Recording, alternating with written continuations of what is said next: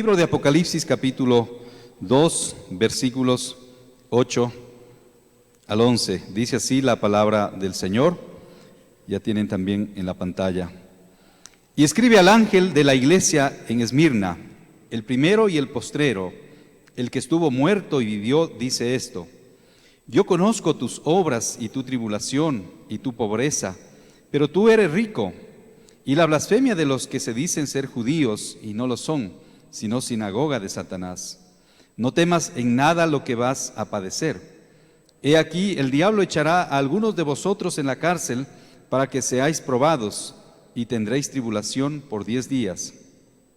Sé fiel hasta la muerte, y yo te daré la corona de la vida. El que tiene oído, oiga lo que el Espíritu dice a las iglesias. El que venciere no sufrirá daño de la segunda muerte.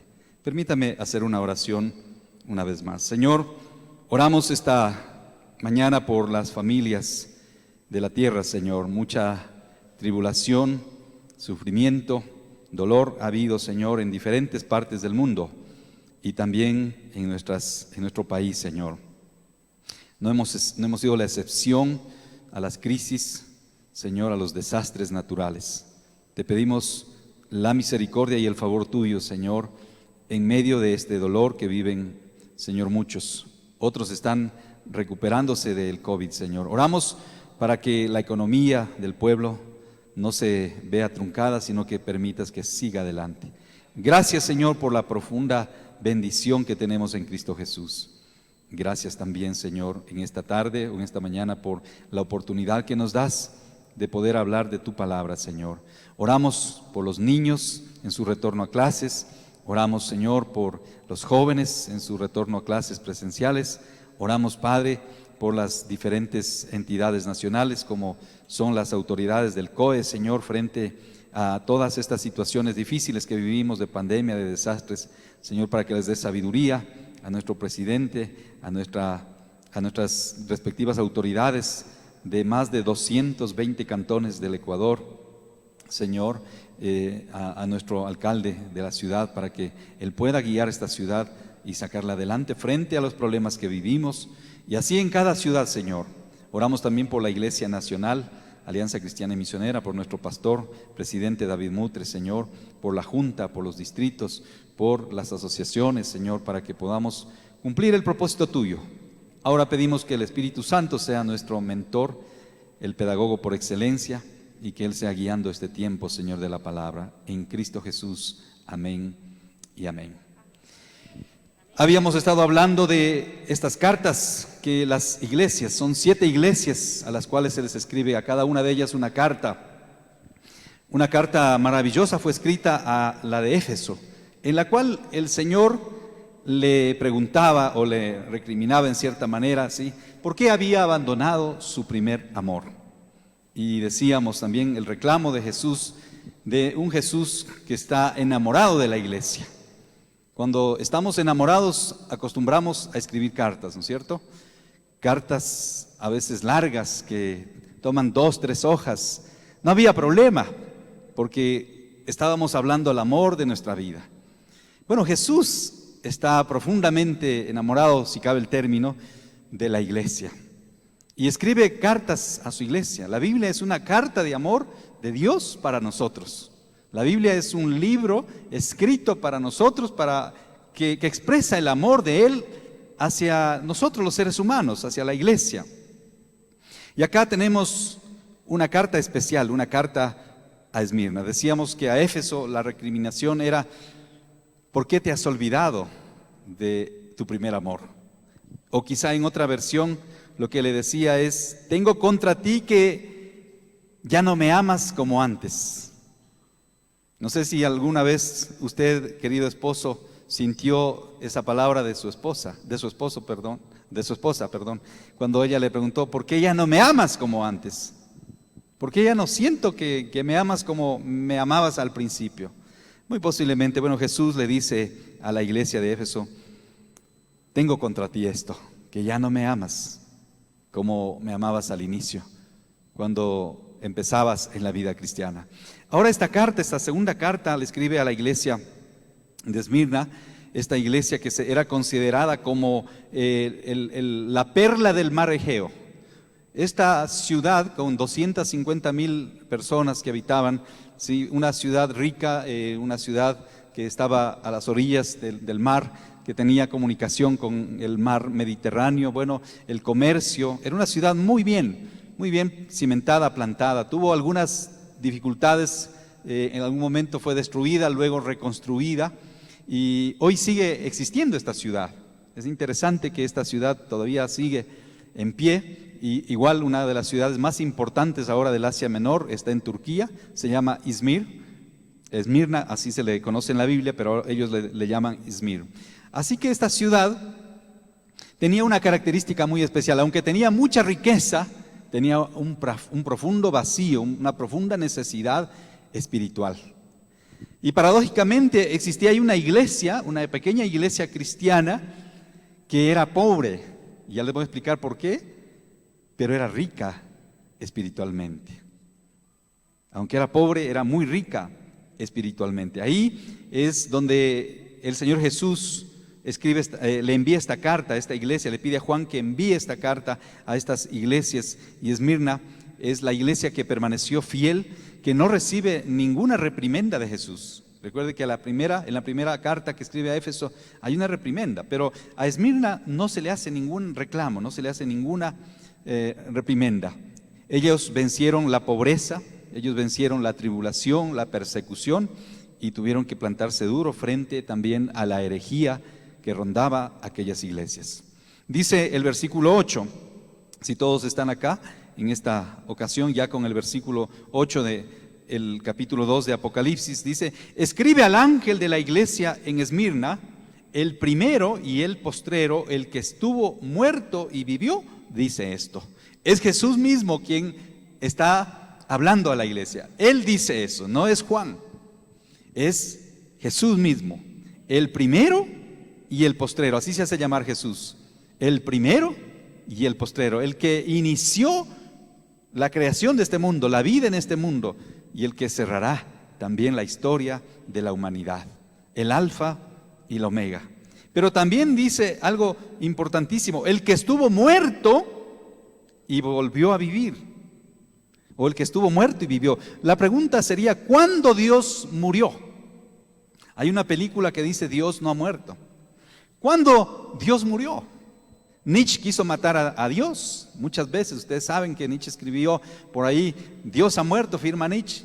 Y después, cuando Nietzsche murió, apareció una escritura, también un grafiti que decía: Nietzsche ha muerto, firma Dios. Porque somos seres humanos, pasajeros, pero Dios es eterno.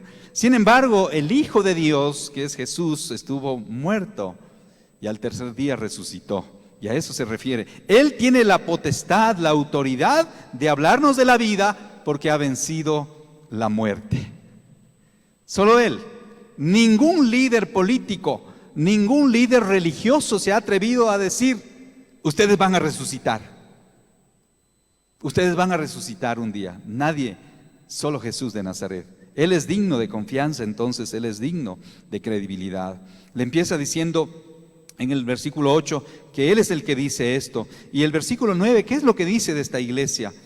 Mire lo que dice: yo conozco tus obras y tu tribulación y tu pobreza, pero tú eres rico, y la blasfemia de los que se dicen ser judíos y no lo son, sino sinagoga de Satanás. Bueno, el Señor conoce todo de nosotros.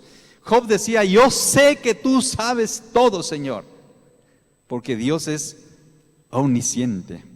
Él es omnipresente y omnipotente, pero su omnisciencia le permite conocer todo. Y esto es un privilegio y a la vez una gran responsabilidad, porque Él conoce no solamente la actitud que tú tienes al servirle, la actitud con la que tú llegaste hoy acá, la actitud con la que tú te levantaste. Él conoce todo de nosotros. Él sabía que a esta hora iba a llover. Él manda la lluvia, ¿no? Y nosotros tenemos que aprender a honrarle a Él. Yo conozco tus obras. Él también conoce nuestro profundo sufrimiento. Él conoce nuestro profundo dolor, la angustia que vive la ciudad de este momento, la ciudad de Quito, las familias que perdieron a sus seres queridos, que perdieron su negocio, sus herramientas de trabajo, las personas que perdieron la esperanza. Lo más triste de todo, hay mucha gente que está desesperanzada, hay mucha gente que está desanimada, hay mucha gente que está pensando en salir de ahí y quizá no tienen un lugar cierto donde ir. También le dice el Señor: yo conozco tus obras. Bueno, a la iglesia de Éfeso le dice también que Él conocía que era una iglesia que hacía muchas obras. Decíamos la semana pasada que muchas veces podemos actuar. Oración sin acción produce depresión.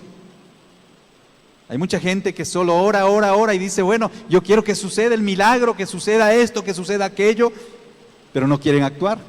Oración sin acción produce depresión. Y acción sin oración, asistencialismo. Hoy, en esta semana, gracias a Dios, hemos estado apoyando ahí desde el día miércoles hasta el día de ayer, en el sector de La Gasca. Ayer fuimos a la comuna a orar con los hermanos. Encontramos 2 iglesias en el área de la comuna. Ya nos habíamos conocido con los pastores desde hace algún tiempo atrás y pudimos contactarles y ver que a través de ellos se puede hacer una obra ahí. Se puede hacer una obra. Pero mucha gente, gracias a Dios, porque la ciudad de Quito se ha volcado para enviar el apoyo, para enviar donaciones, gracias a Dios. Y nos han dicho: ya ropa no hace falta. Y como decía Rommel, quizá tenemos que mirar ahora a las otras provincias donde debemos dar apoyo. Pero ¿sabes qué? Se ha visto también la generosidad del pueblo quiteño en llevar ayudas, en llevar la provisión. Bueno, el Señor Jesús conoce las obras. Lastimosamente, las obras no nos salvan por sí solas. Santiago dice: la fe sin obras es muerta. La fe siempre precede a las obras. Pero la fe en Jesucristo es lo que nos salva, es lo único que nos puede salvar. Y la gente allá arriba necesita que alimentemos su fe, que alimentemos su esperanza, que animemos a que ellos pueden confiar en el Señor, a que hay un Dios que a pesar de la crisis, de los problemas y las dificultades, está presente ahí. Esmirna era una iglesia que había sufrido mucho. Era una iglesia donde algunos creyentes habían muerto en la persecución que se daba contra esta iglesia. Y el Señor dice: yo conozco tus obras y tu tribulación y tu pobreza. Mucha necesidad había.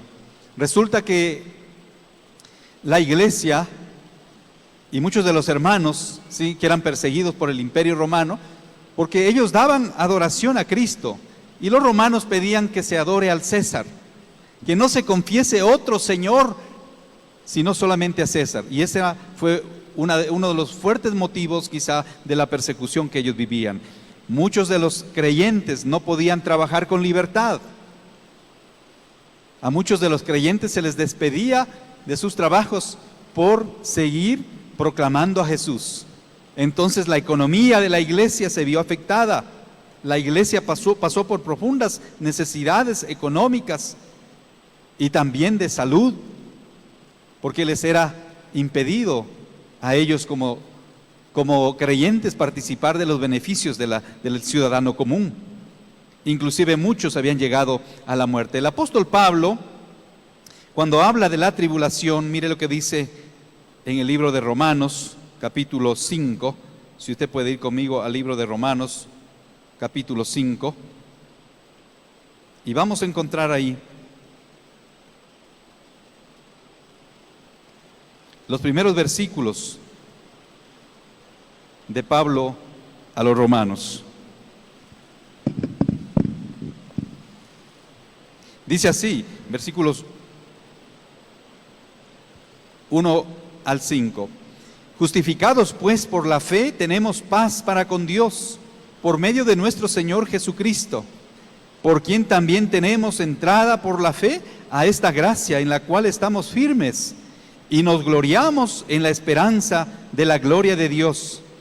Y no solo esto, sino que también nos gloriamos en las tribulaciones, sabiendo que la tribulación produce paciencia, y la paciencia prueba, y la prueba esperanza. Y la esperanza no avergüenza, porque el amor de Dios ha sido derramado en nuestros corazones por el Espíritu Santo que nos fue dado. Una de las cosas que dice el apóstol Pablo que sucede cuando hay tribulación es que crecemos en paciencia.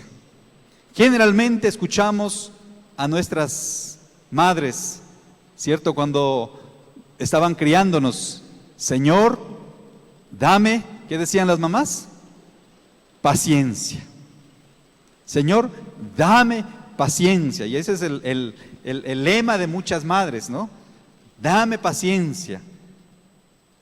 Con los hijos y algunas con los esposos también. Pero dame paciencia.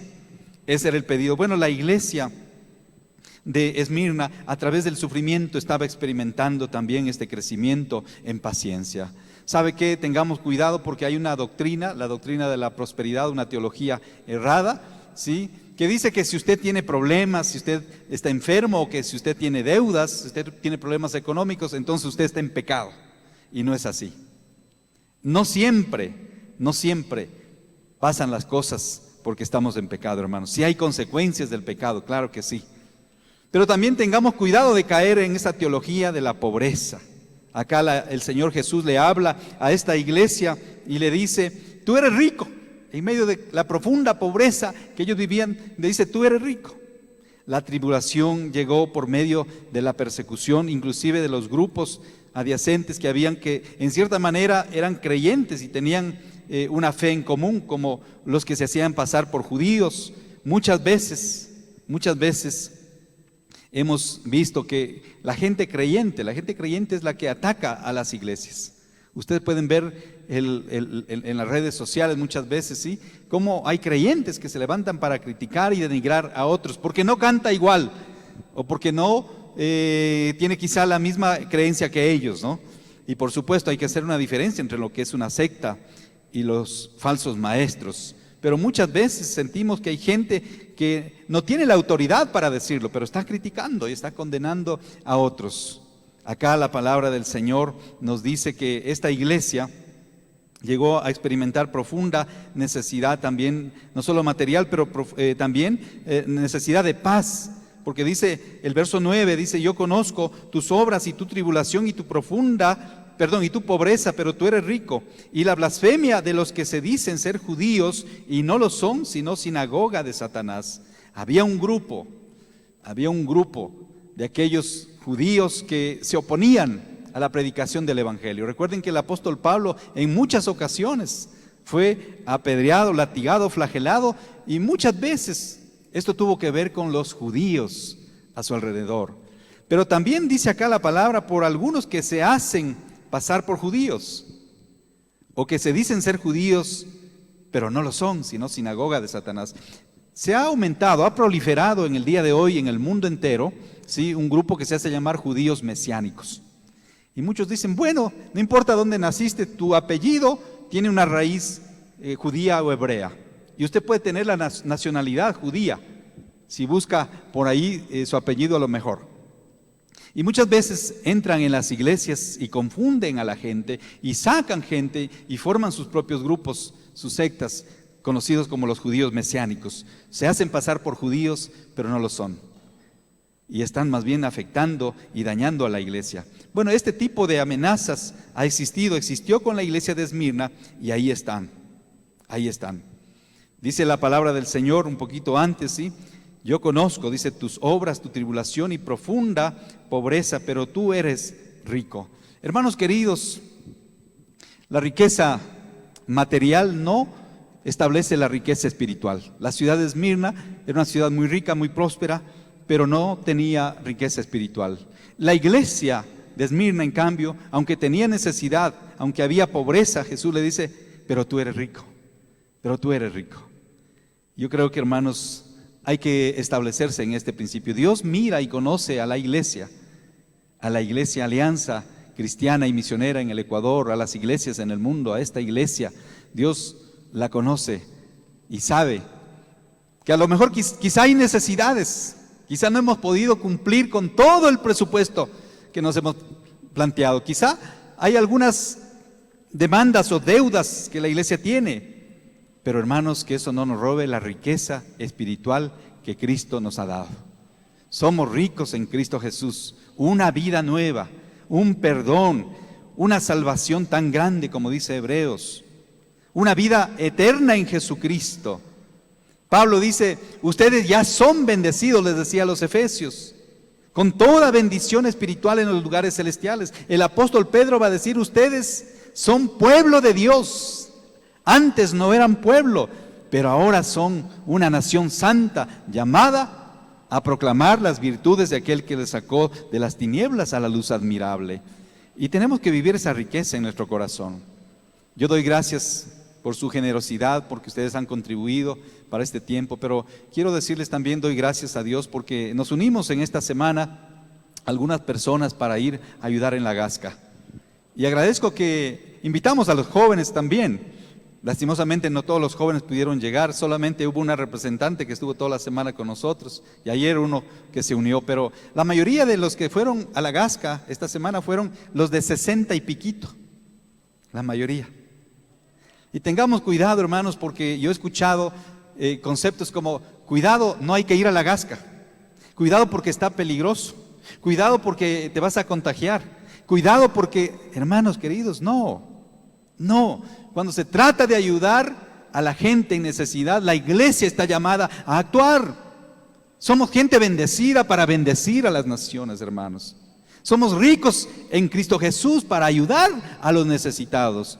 Gracias por las donaciones, hemos recibido agua, hemos recibido tomatodos, hemos recibido víveres, ropa, gracias a Dios se pudo ya llevar, compartir durante esta semana, bendito sea el Señor. Pero animemos a nuestros jóvenes, sobre todo a los jóvenes ya mayores de edad, ¿sí?, a ser sensibles frente a una realidad que vive la ciudad.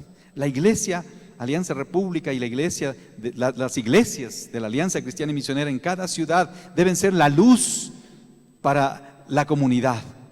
Y una manera muy transparente, diáfana, clara, amorosa de mostrar justamente esa luz es sirviéndole a la comunidad, sirviendo a la comunidad. La iglesia debe llevar alivio cuando hay una crisis. La iglesia está llamada a tener misericordia del necesitado. ¿Sabe usted que la misericordia da a luz la justicia? Donde no hay justicia es porque no ha habido misericordia en el corazón.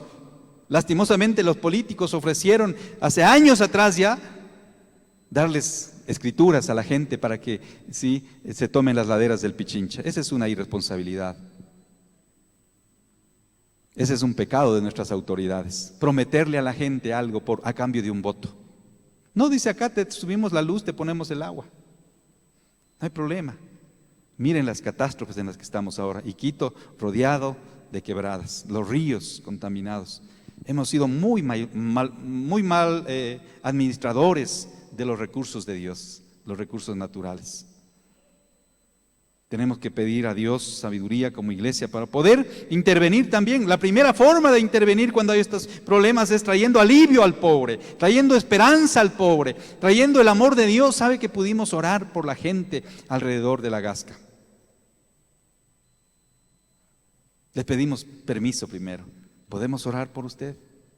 Y la gente decía, sí, por favor. No importa el credo que tenía ese momento. No importaba de qué religión era, pero la gente quería que alguien ore por ellos y pudimos orar por varias personas.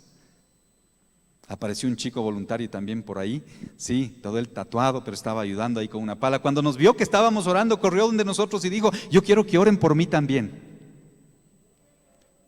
Y pudimos orar por él también.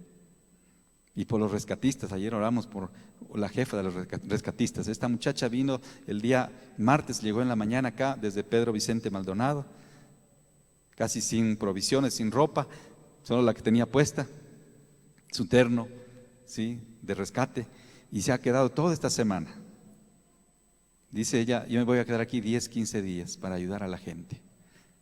Y uno dice, ¿y esta gente en quién cree? ¿Qué es lo que les mueve? Bueno, quizá por solidaridad, pero en el fondo también amor, misericordia a la gente. Tenemos que enseñar esto a nuestros chicos, a nuestros jóvenes, a nuestra familia.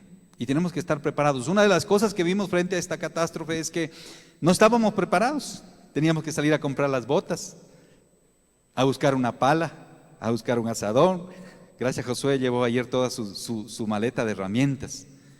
Ahí estaba el serrucho, el martillo, los clavos, todo lo que se necesitaba, pero no estábamos preparados. Y la Biblia nos advierte, no fueron los científicos los que hablaron del calentamiento global, fue la Biblia.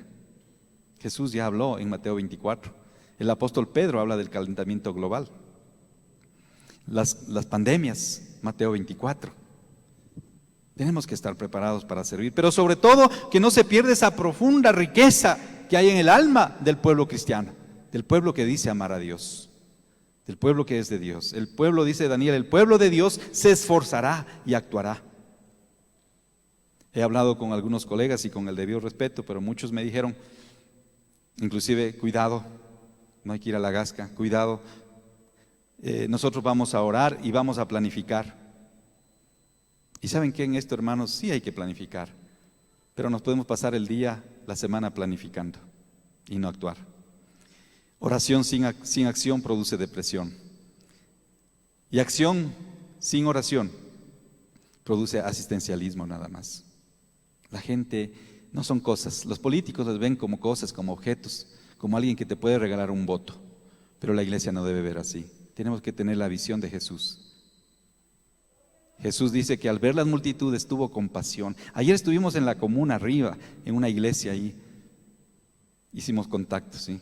Donde se ve toda la ciudad de Quito abajo y todo el desastre también que causó esa quebrada.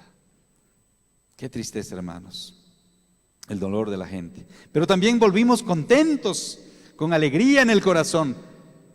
Con la cuadrilla de hermanos bajábamos caminando cargados nuestras palas. Pudimos visitar a nuestra hermana Martita, que está sirviendo la Santa Cena hoy.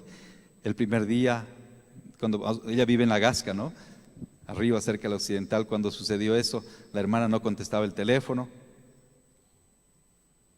El martes en la mañana tampoco contestaba el teléfono. Después nos dijeron alguien que salió el día lunes en la tarde, pero ya no pudo regresar. Y no sabíamos qué pasó. Por la fuerza del aluvión, muchas personas perdieron la vida ahí. Gracias a Dios ella fue advertida y no regresó a su casa, se quedó en otra casa hasta el tercer día que pudo ingresar. Bueno, historias increíbles. Tenemos 10 familias alrededor de la iglesia de Alianza República, tiene 10 familias alrededor de lo que es La Gasca y lo que es la comuna. Pero gracias a Dios también la mayoría de ellos no han tenido sus parientes problemas, dificultades, no han perdido a sus seres queridos, ni ha habido pérdidas materiales. Estamos llamados para ser como iglesia ese ministerio de ayuda que provee alivio, esperanza, también desarrollo. Le decía el hermano Iván en el anterior culto, necesitamos gente que pueda, ahora la siguiente fase es cómo vamos a trabajar con ellos. Bueno, con el distrito, con la Iglesia Nacional nos vamos a unir para poder hacer un frente de apoyo. La iglesia tiene una cuenta para ayudar en las misiones. Si usted quiere donar para eso, también lo puede hacer. Porque habrá una fase ahora que es ya buscar la forma de ayudar a esta gente a levantar sus negocios, los que perdieron sus herramientas de trabajo. El municipio se ha comprometido en buscar ayuda para darles las casas a los que perdieron casas. Y algunas empresas están ayudando. Pero habrá que seguir haciendo la obra con ellos allá, el discipulado, la tarea de apoyar a esa gente. Tú eres rico, le dice el Señor a la iglesia. No digas yo soy pobre. No sea como esa mamá que dice, pobre de mí. Pobre yo. Muchas mamás dicen eso, no. Pobre yo solita aquí. Pobre yo, dice, todo me toca hacer a mí en la casa. Todo. Decía alguna vez que daba consejería en otra iglesia, una hermana que llegó y decía, pastor, yo me siento, y perdón la expresión, decía, yo me siento como una bestia de trabajo, de carga, porque yo trabajo de lunes a viernes y el sábado y el domingo es para lavar la ropa, arreglar la casa, hacer las tareas de los niños, todo eso. Porque le pregunté, ¿y su esposo? No, dice, él es un gran actor. Ah, sí. ¿Y dónde actúa? No, dice, ¿usted vio alguna vez la novela esta de los colombianos que sacaron, El Inútil? Algo se me vino a la memoria, ¿no? Dice, bueno, él es un actorzazo, es un inútil. Así se veía ella, ¿no? Muchas veces. Bueno, hay mucha queja también alrededor Y podemos solucionar esos problemas si vamos a Jesús, si el varón y la esposa deciden caminar juntos.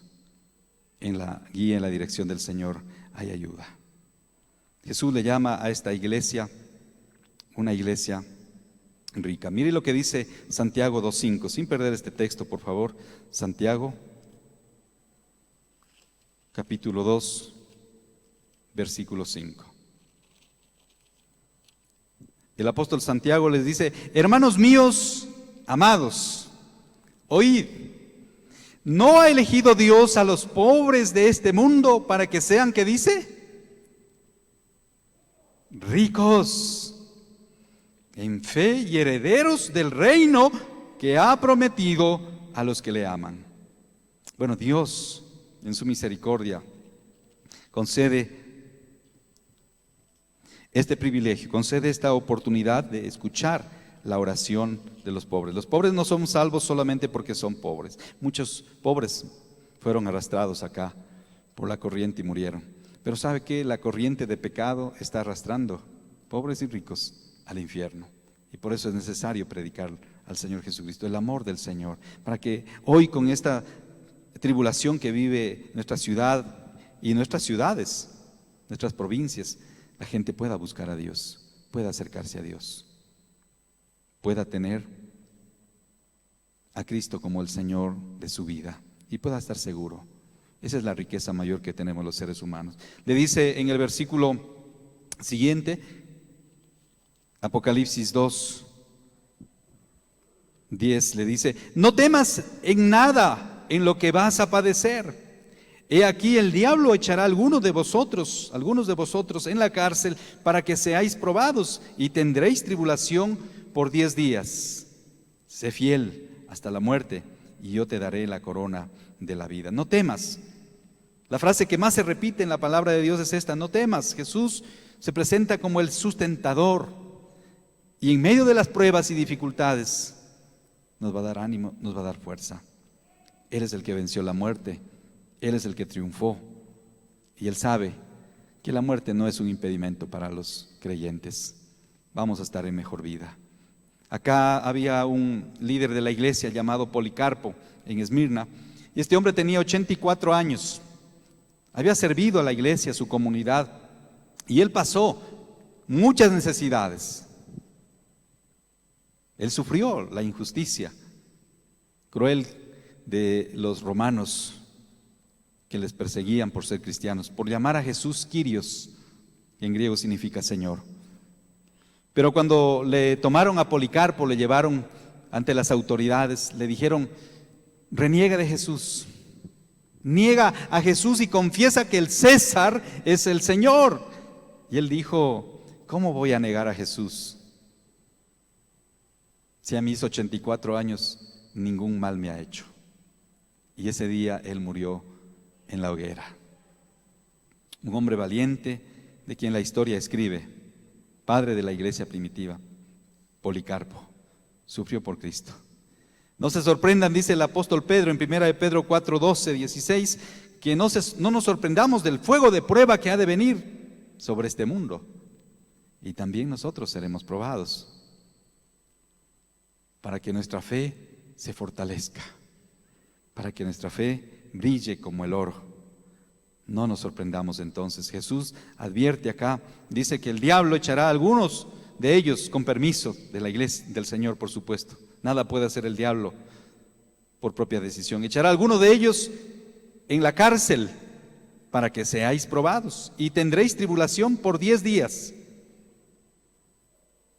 Nos han dicho los científicos que después de 10 días usted ya no contagia. Los que han sido infectados por el COVID, después de 10 días ya no contagia, pero tiene que estar 14 días en la cárcel, encerrado en su casa. 14 días, por si acaso. Bueno, algunos, este virus nos ha afectado, nos ha tenido quietos, callados ahí. La iglesia de Esmirna estaba sufriendo los ataques del enemigo. Y para algunos, sí, esto se convirtió en la muerte misma. El pedido que le hace Dios a esta iglesia, un solo pedido le hace: sé fiel hasta la muerte y yo te concederé la corona de la vida. Hay creyentes que dicen, pero ¿por qué a mí? Si yo soy fiel en la iglesia, yo amo al Señor, yo le sirvo, yo voy, yo canto, yo lavo, yo estoy acá, yo estoy con los niños, yo estoy sirviendo en diferentes áreas. ¿Por qué me tiene que pasar a mí esto? Y alguien contestó, ¿y por qué no? Bueno, dice que vamos a ser probados. Posiblemente usted está siendo probado en su salud en este tiempo. Posiblemente está siendo probado en su economía. Posiblemente está recibiendo algún tipo de azote del enemigo, pero tenga paciencia. Los que han pasado por el COVID y cuando estuvimos nosotros pasando por esta tempestad, esta enfermedad, nos llamaban algunos y nos decían, vea, mi hermano, tenga paciencia. Esto del COVID es así, verá, los primeros días dolor de cabeza, después le da fiebre, después no puede dormir, le da insomnio. Le da tos, le da malestar, escalofrío. Pero tenga paciencia. 14 días tiene que esperar. Y sabe que muchos de nosotros no tenemos paciencia. Queremos ya estar bien después de 2, 3 días. Pero este es un proceso así. Y muchos están pasando y atravesando pruebas. Sea fiel al Señor. Eso es lo que nos pide el Señor. Y le dice a esta iglesia, permanece fiel hasta la muerte, yo te daré la corona de la vida. Nosotros anhelamos que el Señor nos mantenga con vida hasta su segunda venida, hasta su vuelta. Pero hay que ser fiel. Al que venciere, dice, le daré la corona de la vida.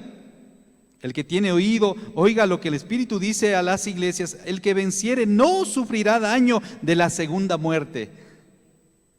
Hay una promesa maravillosa aquí de la palabra.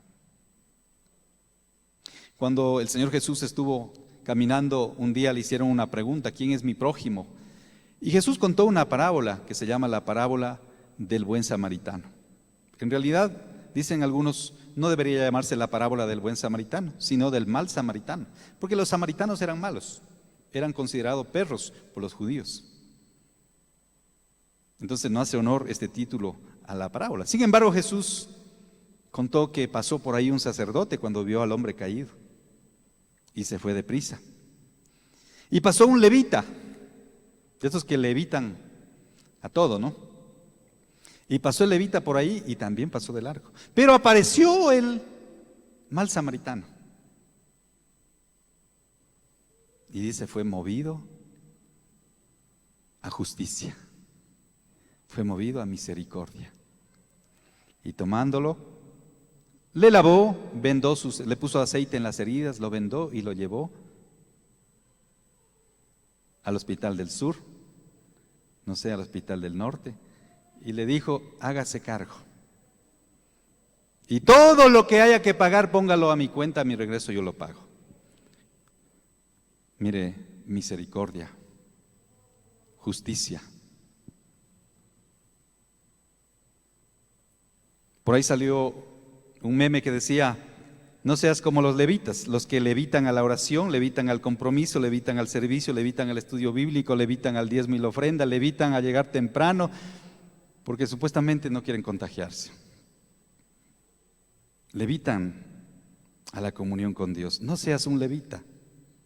Sé un hijo de Dios, una hija de Dios comprometido. Sé fiel hasta la muerte, dice, yo te daré la corona de la vida. Él es el que venció la muerte, Él es el que tiene la potestad de darnos vida. Mire lo que dice Apocalipsis 26. Apocalipsis 26.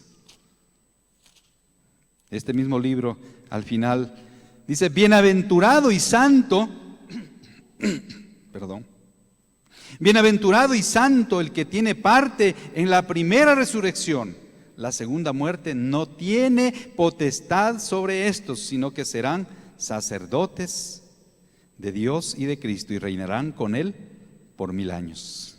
Gloria al Señor. También Juan, el Evangelio de Juan ahora, capítulo 10, verso 28. Si usted puede, y hermanos de la cabina nos pueden ayudar. en Juan, Evangelio de Juan, capítulo 20, versículo 28. Está hablando de esa fidelidad, pero también está hablando del compromiso o de la promesa de Cristo para con nosotros. Dice Juan 10, 28, estoy confundido, yo creo que les di mal el versículo, ¿no? Es 10, 28. Y Jesús hablando les dijo: y yo les doy vida eterna y no perecerán jamás, ni nadie las arrebatará de mi mano. Esas son las promesas más grandes que hemos escuchado de Jesús. Y yo les doy vida eterna y no perecerán jamás, ni nadie las arrebatará de mi mano. Si Dios está haciendo esta promesa, Él lo va a cumplir. Si Dios, Jesucristo, que es el testigo fiel, el que estuvo muerto y volvió a la vida, lo dice, nosotros lo creemos. Mire, la ausencia de temor es un regalo del Espíritu Santo. Muchos han estado huyendo por 2 años del coronavirus. Muchos no sé de qué están huyendo. Pero hermanos, solo Jesús puede darnos un corazón lleno de paz a través de su Espíritu Santo. La promesa está clara: nada podrá separarnos del amor de Cristo. Ni coronavirus, ni virus, ni desastres naturales. Cristo desea que perseveremos, aún a pesar del sufrimiento. Y también Dios nos ha llamado como iglesia a ejercer justicia, porque la justicia es la hija de la misericordia. Y una iglesia que no tiene misericordia por el necesitado, por el perdido, no es iglesia. No sigue a Jesús.